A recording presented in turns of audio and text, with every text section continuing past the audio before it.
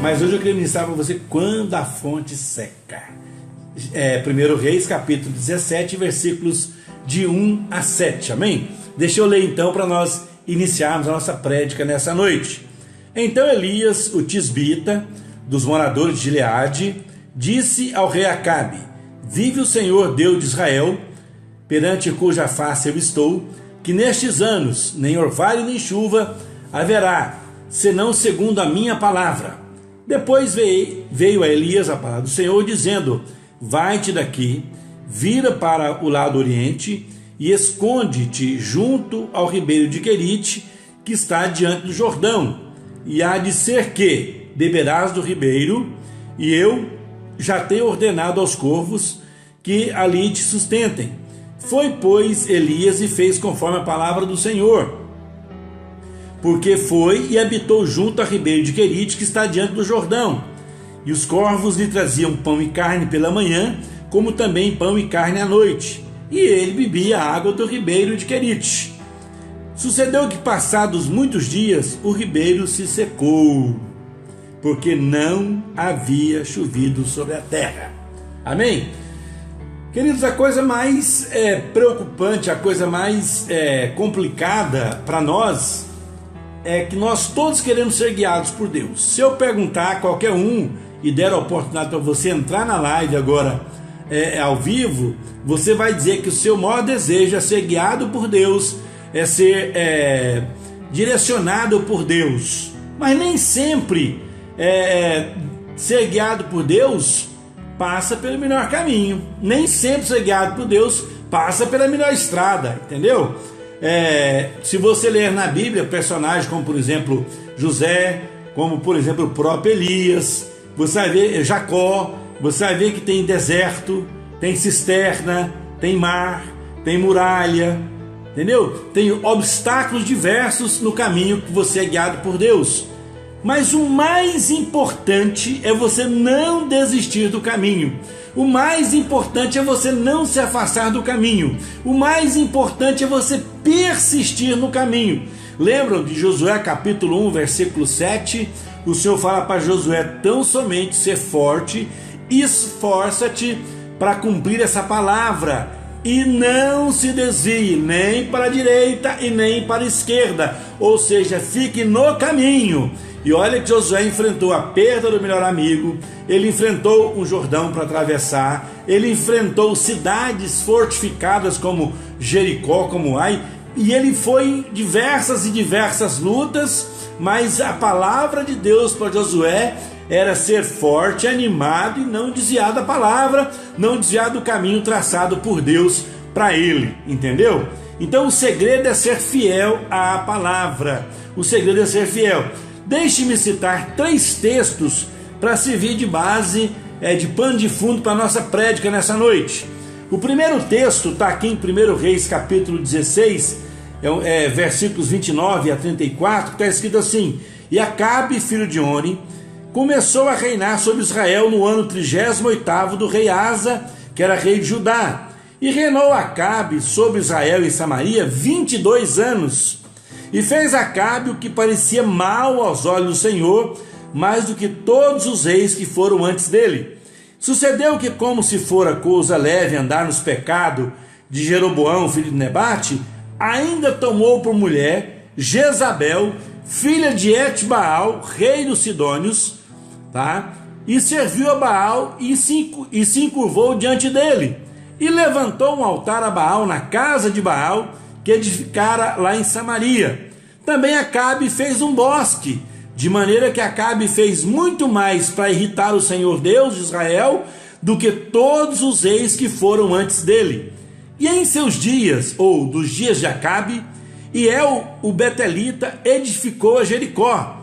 Morrendo Abirão, seu primogênito, afundou, e morrendo Segube, seu último filho, colocou as suas portas, conforme a palavra do Senhor, que falara pelo ministério de Josué, filho de Num. Presta muita atenção nesse texto, que esse texto vai servir de base para a nossa prédica. O segundo texto que eu queria citar para você é Deuteronômio, capítulo 11, versos 16 e 17. Guarde o teu coração e não te inclines a outros deuses, pois a ira do Senhor se acenderá contra vós, e cerrareis os céus, e não haverá água na terra. Josué, capítulo 6, versículo 26. Disse Josué: maldito diante do Senhor o homem que reedificar Jericó, perderá seu filho primogênito quando afundar, e sobre o filho mais novo lhe colocará as portas. Amém? Queridos, presta atenção. O texto que eu li, como base para a nossa fala, diz que Hiel, Hiel estava reconstruindo Jericó.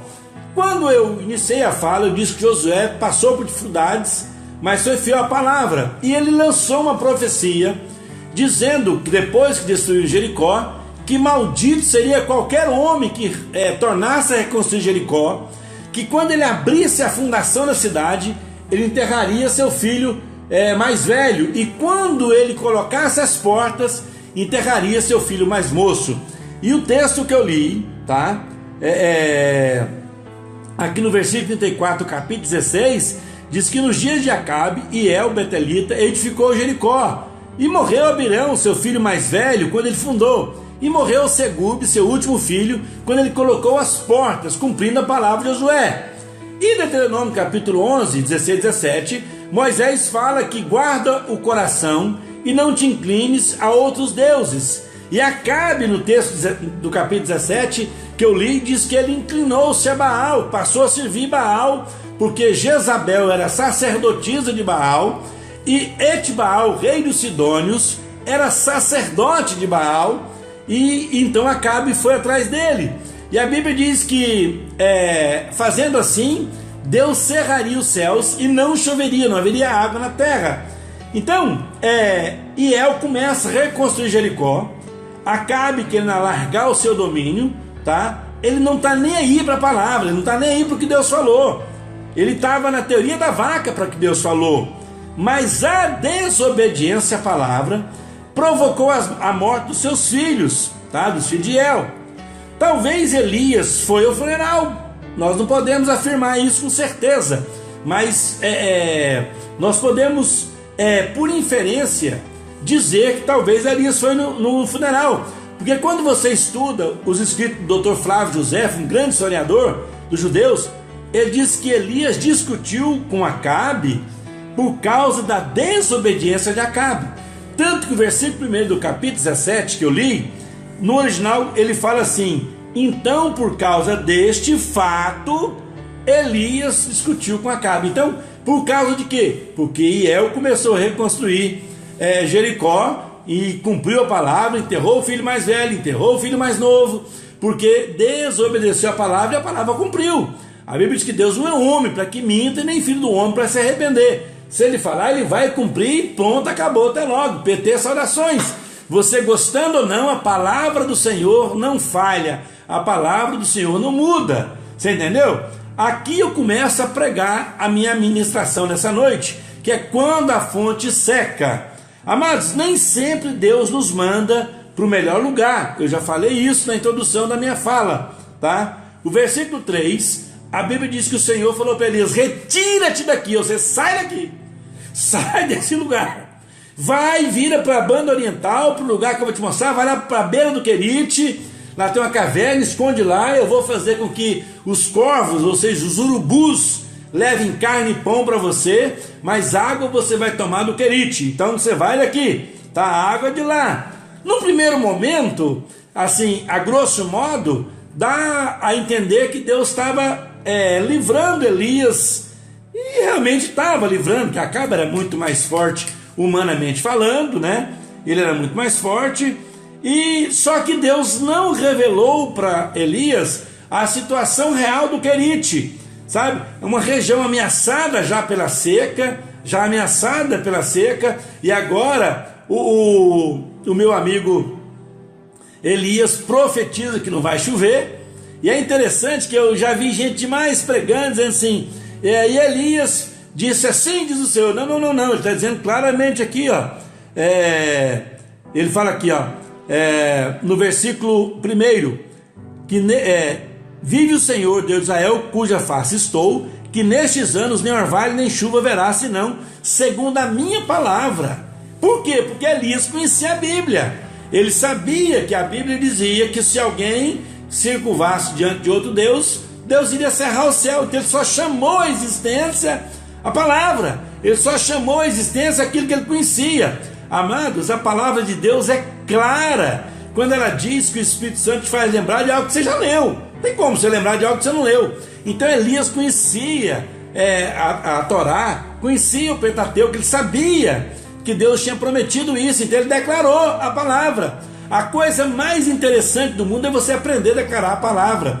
Quando a Bíblia diz: posso todas as coisas naquele que fortalece, o Senhor é meu pastor, nada me faltará. Quando você começa a entender que a palavra de Deus tem 365 vezes a palavra não temas, que é uma para cada dia do ano, isso não é coincidência, é Jesuscidência, você vai entender que você precisa crer na palavra, entendeu? Então Deus não revelou para Elias a verdadeira situação, mas mandou ele para lá, e Elias obedeceu e foi.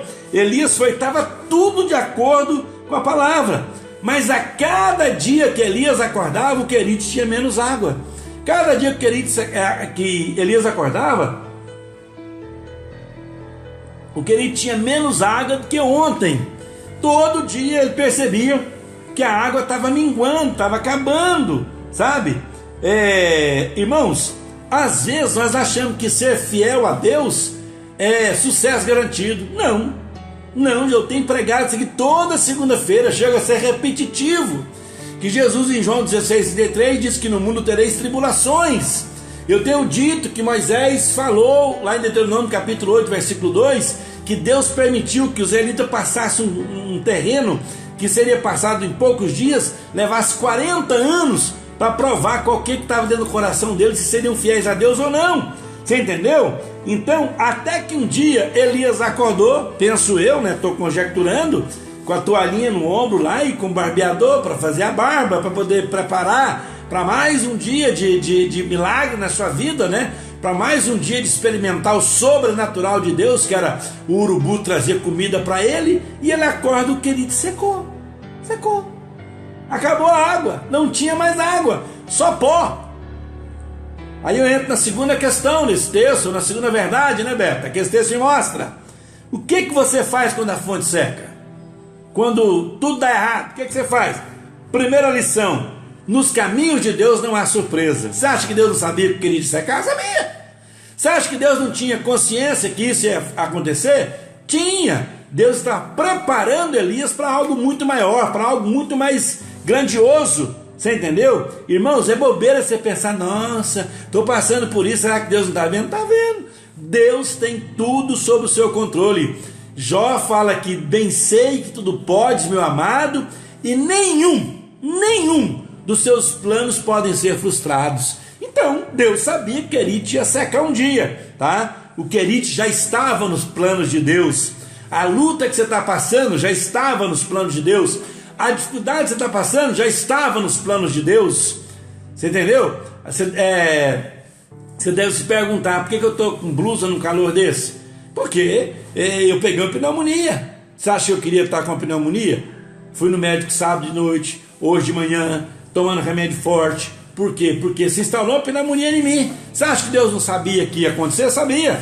Deus, na sua onisciência, onipresença, onipotência, ele sabia que ia acontecer. Agora eu, como falho, não vigiei, fui para o sítio, lá é muito frio, não usei blusa adequada, não usei touquinha na careca, a careca esfria rápido demais da conta, peguei a pneumonia, mas estava no propósito de Deus, entendeu? É fácil servir a Deus quando tudo vai bem, quando estamos na bonança, quando as coisas estão fluindo maravilhosamente bem, é fácil, entendeu? Mas às vezes o barulho das águas nos impede de ouvir a voz de Deus. Talvez Elias estava lá no querite. Oh, vida boa, né?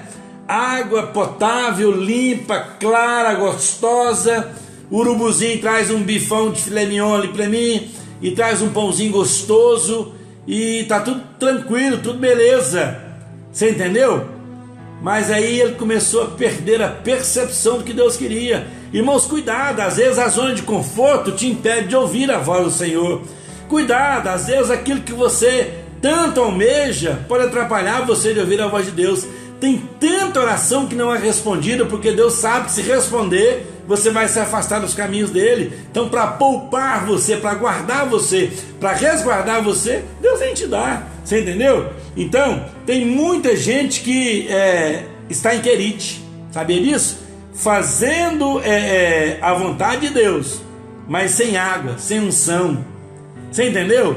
A conjectura que eu estou fazendo? Tem muita gente em querite. Não, estou aqui porque Deus mandou, mas não tem água, não tem unção, não tem nada. E eu pergunto, desculpa, compensa você tá fazendo algo achando que está por bem de Deus, mas não tem unção, não tem água, não tem nada? Entendeu? Jesus fala que o que adianta o homem ganhar o mundo todo e perder sua alma? Então cuidado, sabe? Nós temos que ter essa consciência, entendeu? Você não pode ficar no lugar que a fonte secou. A terceira verdade que esse texto me mostra: a fonte secou porque era propósito de Deus na vida de Elias. A fonte secou porque era propósito de Deus na vida de Elias. Irmãos, para de olhar para a circunstância. Se você está na luta, está na dificuldade, será que não foi Deus que permitiu isso? Não, é o propósito de Deus na sua vida. Será que Deus não sabia que você ia passar por isso? Lembra daquele cego lá de João, que aí eles pressionam Jesus, falam: Jesus, quem pecou, ele ou seus pais? Deus falou: nem ele, nem seus pais, entendeu? Isso aconteceu para manifestar a glória de Deus. Então, meu amado, para de reclamar. Eu vendo uma camiseta da Identidade Cristã, nas minhas andanças por aí, que está escrito assim: reclame mais, né?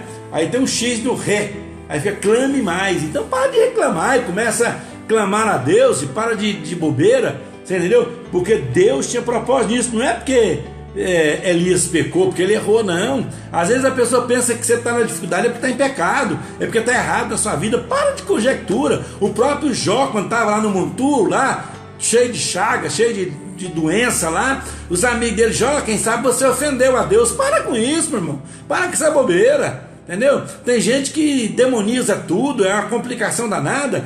Às vezes você está na dificuldade porque Deus permitiu. Ah, mas foi o diabo, pastor. O diabo só vai até onde Deus permite. Preguei isso segunda-feira passada aqui na live. Então você precisa entender que quando a fonte seca, ela está no propósito de Deus. Quando a dificuldade vem, está no propósito de Deus. Tá? Eu sei que é verdade. Você pode retrucar para mim e dizer assim: pastor, mas Gálatas 6,7 que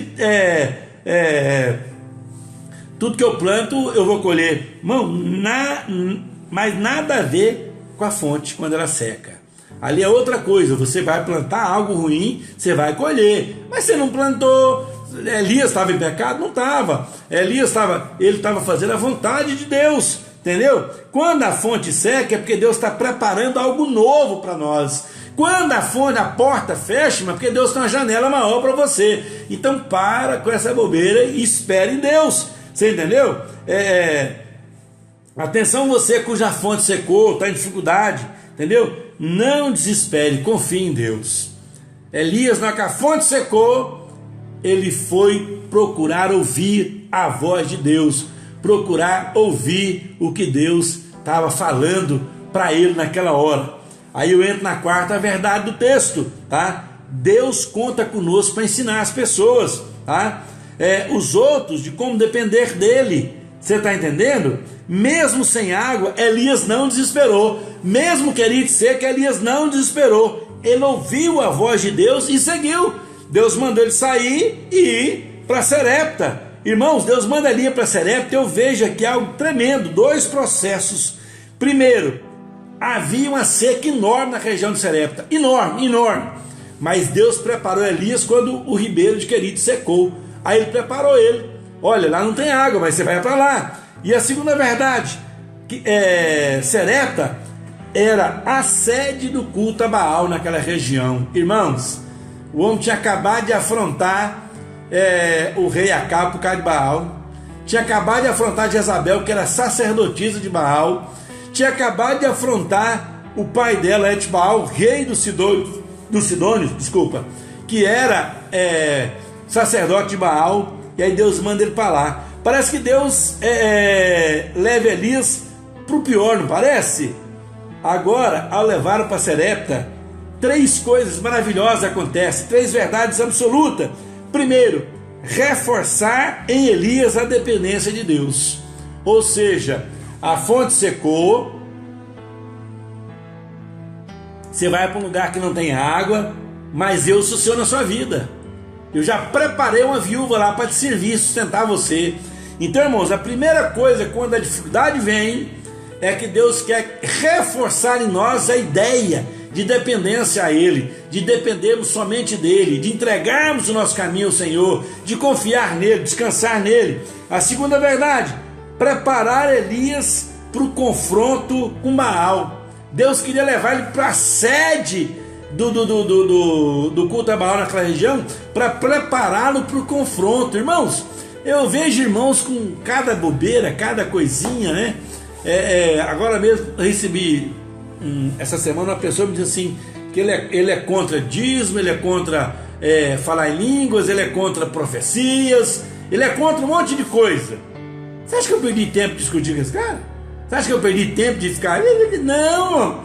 Paulo fala para Tito, evita as vãs discussões de genealogias loucas, isso não acrescenta nada, entendeu? Então Deus falou para Elias, eu estou preparando você, vai para lá, fica tranquilo, estuda, vê como é que acontece, aprenda como é que a coisa funciona lá. E a terceira verdade, fazer de Elias um missionário da provisão. Como assim, pastor?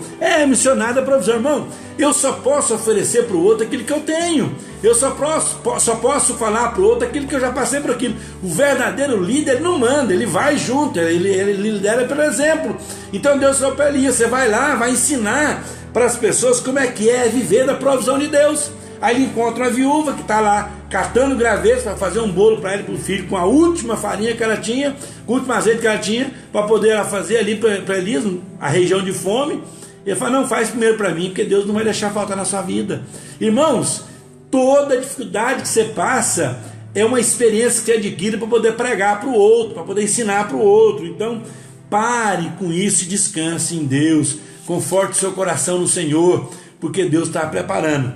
E a última verdade que eu quero dividir com você nessa noite, qual lição tirar desse texto e dessa fala, desse caminho que eu andei, de nem sempre Deus nos leva o melhor caminho, entendeu? Que o que você faz quando a fonte seca, que a fonte secou porque era propósito de Deus, e que Deus conta conosco para ensinar os outros de como depender dele. Aqui tem uma lição preciosa. Primeiro, devemos confiar em Deus e não nas circunstâncias.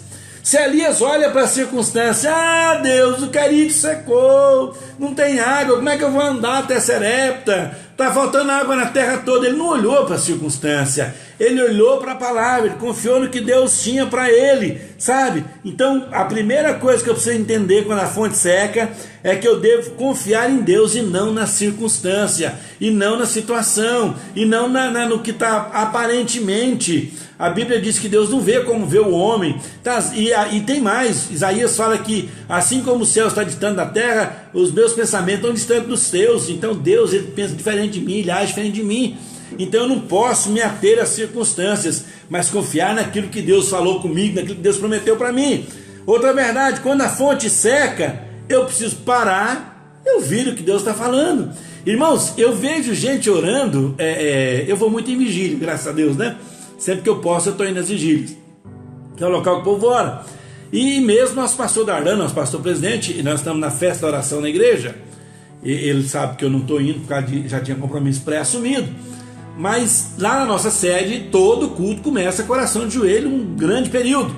E ali tem gente que você vê que ele não está nem aí, o povo está orando, ele está no celular, mexendo no WhatsApp, está lendo Bíblia. Não é hora de ler Bíblia não, é hora de orar, é hora de enjoelhar e clamar ao Senhor, não é hora de ler Bíblia não. E ele está lá falando com outro irmão, contando caso para o irmão, contando testemunho. Que testemunho, irmão? É hora de orar, é hora de falar com Deus. E o infeliz está lá, fazendo tudo menos orar. Entendeu? Então, o que acontece? Ele não está ouvindo Deus falar na hora que ele está orando. Então ele está lá, entendeu? Alheio. E por outro lado, tem irmãos que quando ele ajoelha só grita, e só fala, e só berra, e só pede, e não fecha a boca, não para um segundo para ouvir de Deus, para ouvir o que Deus está falando com ele. Então você precisa aprender a ouvir a voz de Deus. Se de uma irmã me perguntou, pastor, quando é que eu sei que se Deus está falando comigo? Primeira coisa, traz paz, irmão. Traz paz ao coração. Segunda coisa que tem que entender, a Bíblia diz que a profecia ela tem 3 finalidades: exortar, edificar e consolar. O que passou disso é balela, é carne, é vontade humana, talvez a intenção de quem profetizou é boa, mas eu não creio que a intenção seja o melhor, porque o que Deus tem para nós é melhor que qualquer intenção, e de boa intenção o inferno está cheio, você entendeu? Então para com isso. Outra verdade, quando a fonte seca, Deus está nos treinando, é treinamento de Deus. Irmãos, não adianta você alistar para a batalha e você não pregar um treinamento rígido, aprender como é que funciona. Como é que eu vou ensinar alguém a jejuar se eu nunca jejuei? Como é que eu vou ensinar alguém a orar se eu nunca orei? Como é que eu vou ensinar alguém a ler a Bíblia se eu nunca li? Como é que eu vou ensinar alguém a pregar se eu nunca preguei? Então eu preciso entender que Deus nos treina quando a dificuldade chega, quando o problema se abate, quando as coisas não dão bem, é Deus nos treinando, nos capacitando para algo maior, entendeu? Outra verdade, devemos repartir nossa fé. Irmãos, tem gente na igreja que tem pouca fé, mas Paulo fala que devemos suportar os fracos na fé, suportar os fracos, entendeu? Outra coisa, a Bíblia diz, um disse ao outro, esforça-te, um ao outro ajudou. Então eu preciso repartir a fé com o irmão. Tem irmão que não tem fé, eu preciso crer para ele. Você entendeu? Quantas vezes eu vou orar, o irmão fala, pastor, mas eu não estou com fé nenhuma. Então eu vou crer com você, vou aliar minha fé à sua. A Bíblia disse que tudo quanto ligares na terra será ligado no céu. Então eu preciso repartir minha fé com as pessoas. Olha, eu creio que vai acontecer, e vamos orar, e vamos batalhar. Quando Elias falou para aquela mulher, olha, eu vou dizer uma coisa para você, primeiro você vai fazer o bolo para mim, porque eu tenho fé suficiente para crer que você vai fazer para mim, e Deus vai multiplicar aquilo que você tem em casa, e vai sobejar para você e para o seu filho. Então ele repartiu a fé, ele estava acostumado com o sobrenatural, Elias conhecia o sobrenatural de Deus, ele passou dias ali bebendo da água do ribeiro e comendo filé mignon que o urubu trazia, comendo pão que o urubu trazia, você entendeu? Então quero que você entenda isso. Deus, ele quer que você reparta a sua fé com o outro. Quantas vezes você chega num lugar para pregar e a pessoa está com dor de cabeça, aí você vai orar e a pessoa fala assim, será que Deus vai curar? Repreende esse espírito de dúvida, repreende esse espírito de achismo, entendeu? Creia no que a palavra diz, colocará a mão nos enfermos e eles ficarão curados. Entendeu? Você precisa crer no que a palavra fala, repartir essa fé. E hoje, para encerrar essa fala, eu queria desafiar você, mas é desafio mesmo, desafiar você a colocar-se na mão de Deus, a colocar-se na mão de Deus e confiar, sabe? Confiar que Deus hoje vai derramar sobre a sua vida água abundante. O Senhor Jesus fala para a samaritana, aquele que crê em mim, rios de água viva saltarão no seu interior. Então eu desafio você nessa noite a crer nessa palavra, a confiar nessa palavra.